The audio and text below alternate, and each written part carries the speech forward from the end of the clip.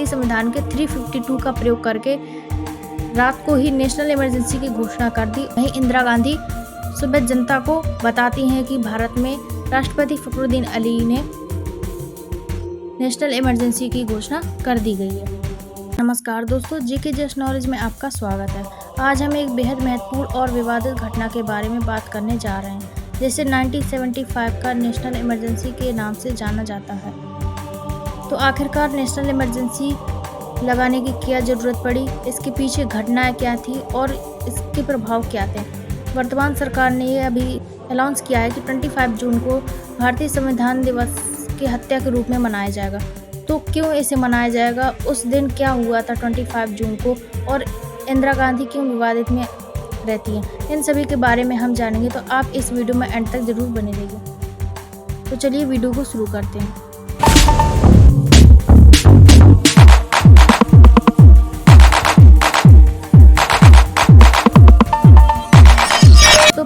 इस वीडियो में पहले हम समझते हैं कि नेशनल इमरजेंसी लगाने के क्या कारण हो सकते हैं। मेनली 3 कारण होते हैं नेशनल इमरजेंसी डिक्लेयर करने की। पहला, जब भारत किसी देश के साथ युद्ध करता है। दूसरा, भारत पर किसी देश के द्वारा हमला किया जाए।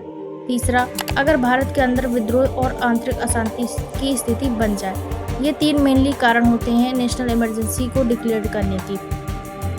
तो 25 जून को नेशनल इमरजेंसी डिक्लेयर्ड की इंदिरा गांधी ने, और उनकी बहुत ही ज़्यादा निंदा की जाती है और ये विवाद रहता है उनकी नेशनल इमरजेंसी को लेकर। तो इन सभी के बारे में जानते हैं। की बात है, जब 19 के दशक के मध्य में भारत राजनीति और आर्थिक अस्थिरता के दौर से गुजर रहा था।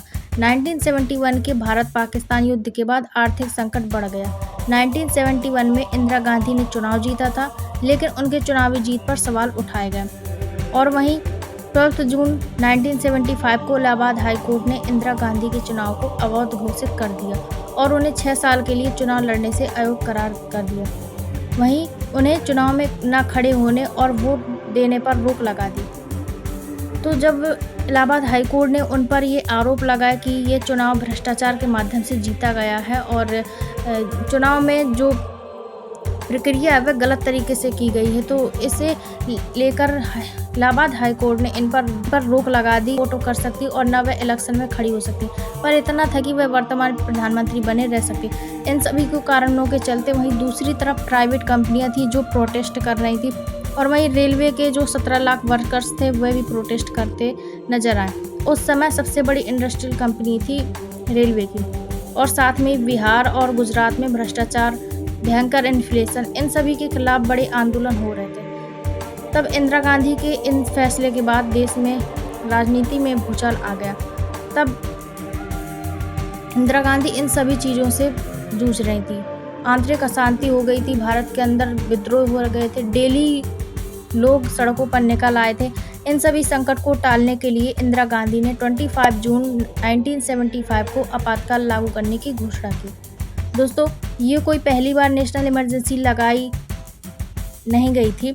इससे भी पहले 2 बार इमरजेंसी लगाई जा चुकी है। 1962 भारत चीन युद्ध और 1971 भारत और पाकिस्तान युद्ध। ये दोनों इमरजेंसी युद्ध की स्थिति में लगाई गई थी, लेकिन जब इंदिरा गांधी ने नेशनल इमरजेंसी लगाई तो वह आंतरिक अशांति और विद्रोह के कारण से लगाई। दोस्तों, नेशनल इमरजेंसी राष्ट्रपति के द्वारा लगाई जाती है। उस समय इंदिरा गांधी ने लिखित नोटिस भेजा था राष्ट्रपति फखरुद्दीन अली। उस समय के राष्ट्रपति फखरुद्दीन अली थे, उन्हें लिखित नोटिस भेजा था कि भारत के अंदर आंतरिक अशांति और विद्रोह के चलते वह नेशनल इमरजेंसी को डिक्लेयर करें।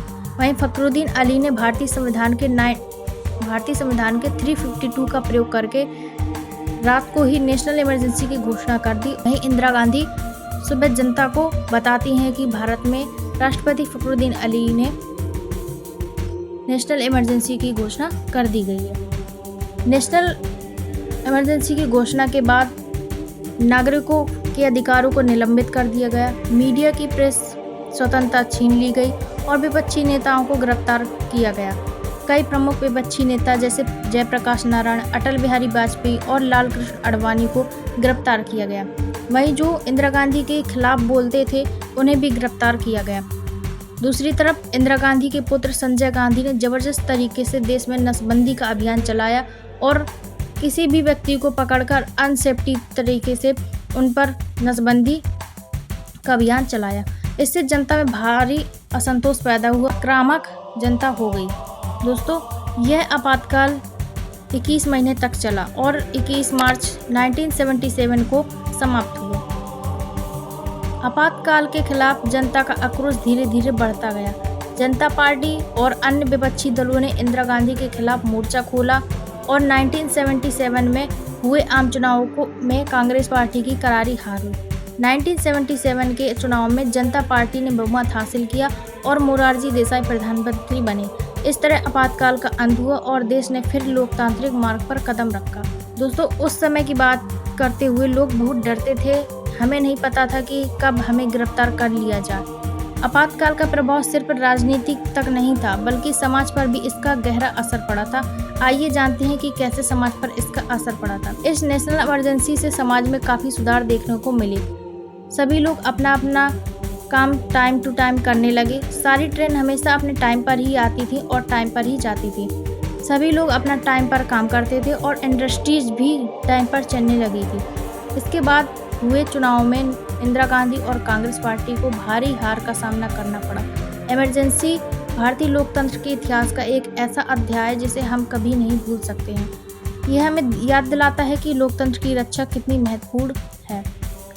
इस दिन को संविधान का काला दिन भी कहा जाता है, लेकिन वर्तमान में सरकार ने यह कहा है कि 25 जून को संविधान की हत्या दिवस के रूप में मनाया जाएगा अगले 2025 से, जिस दिन इंदिरा गांधी ने नेशनल इमरजेंसी लगाई थी। हमारे वर्तमान के प्रधानमंत्री इन्होंने ट्वीट करके बताया है कि 25 जून को नेशनल इमरजेंसी लगाई गई थी 1975 को, तो इस दिन संविधान हत्या दिवस के रूप में मनाया जाएगा। यहाँ पर आपका इस न्यूज़ पर क्या रिएक्शन है, आप कमेंट में ज़रूर बताएं। यदि आपको वीडियो पसंद आए तो लाइक शेयर सब्सक्राइब जरूर करें और अपने विचार कमेंट में जरूर बताएं। मिलते हैं अगले नेक्स्ट वीडियो में, तब तक के लिए धन्यवाद।